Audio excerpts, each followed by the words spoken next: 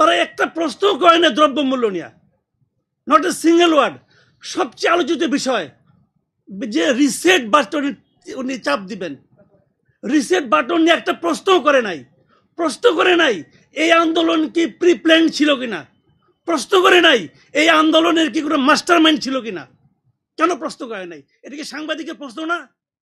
কে গিয়েছে? খোদ সম্পাদক গিয়েছে। কেন গিয়েছে? উনি বুঝাতে চেয়েছে যে দিস ইজ দ্য, উনি একটা মানে আপনার একটা উদাহরণ সেট করতে চেয়েছে যে এটাই হলো ইন্টারভিউর নিয়ম, এটা ইন্টারভিউর নিয়ম, এটা উনি বলতে পারলেন। তো এইগুলি হলো আমাদের দেশের অবস্থা, সবসময় রেডি থাকে। গত 10 বছর 15 বছর তোমরা করেছো দালালি, এখন আমরা করবো দালালি। এই তো হচ্ছে পার্থক্যটা। মাঝখান থেকে আমার ওই স্কুটারওয়ালা বলে আগেই ভালো ছিল। আপনি কোনটাকে গুরুত্ব দিবেন? আমি মতিউর রহমানের চেয়ে আমার কাছে ওই স্কুটার ড্রাইভার রায়হান বেশি গুরুত্বপূর্ণ। কারণ রায়হান আমার লোক, রায়হান আমার কথা বলে, মতিউর রহমান আমার কথা বলে না, মতিউর রহমান ওনাদের কথা বলে। তো এই হলো আমাদের রিয়েলিটি। আমি দুটো পয়েন্ট বলি, বেশি বলা যাবে না ভাই, এমনি আমার খুব ঝামেলা আছে।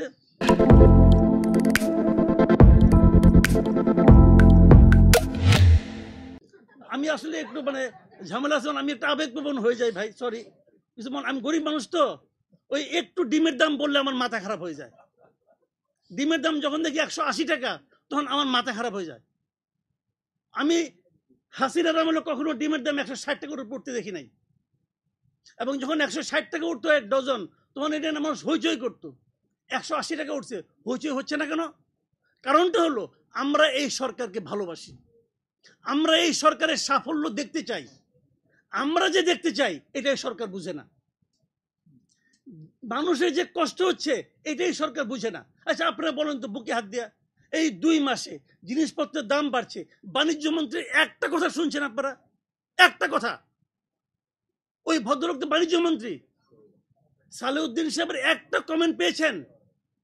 ওনার আমি সাকুল্যে খুঁজে 3টা কমেন্ট পেয়েছি। আমি আপনাকে বলি, 18 আগস্ট উনি বলেছেন দ্রব্যমূল্য সম্পর্কে এই সরকার খুব সজাগ। আমার মনে হয় এটা বলে উনি ঘুমাইতে গেছেন, আমি শিওর একদম। তারপরে 7ই সেপ্টেম্বর বলছেন সরকার কঠোর অবস্থানে কি কঠোর অবস্থান নিয়েছেন টের পেয়েছেন কেউ? সেপ্টেম্বরে কিন্তু। আর অক্টোবরে বলেছেন প্রতি জেলায় জেলায় টাস্ক ফোর্স করা হয়েছে। টাস্ক ফোর্স কি করবে? টাস্ক ফোর্স কবে কি করছে? আপনি আপনার ইতিহাসটা দেখেন তো, এ পর্যন্ত জীবনে কোন টাস্ক ফোর্স আমাদের মানুষের জন্য ভালো কিছু করতে পেরেছে? এগুলো হলো আমলাদের চা বিস্কুট খাওয়ার একটা ব্যবস্থা। যখন তারা টায়ার্ড হয়ে যায় একটা টাস্ক ফোর্স করে, কইরা গোল হয়ে বসে চা বিস্কুট খায়, একটা বাজেট করে, টাকাটা ব্যয় হয়ে যায় আমার আপনার টাকা। এই হলো টাস্ক ফোর্সের ভবিষ্যৎ এই দেশে, অতীত ইতিহাস এটাই। তো এই একটা বিষয়, এটা নিয়ে আমি মনে করি এই সরকারের কোনো চিন্তা নাই। 2 মাসের মধ্যে তারা মিজারেবলি ফেল করছে এই জায়গাটাতে, এবং এই জিনিসটাই ওনাদেরকে ভোগাবে।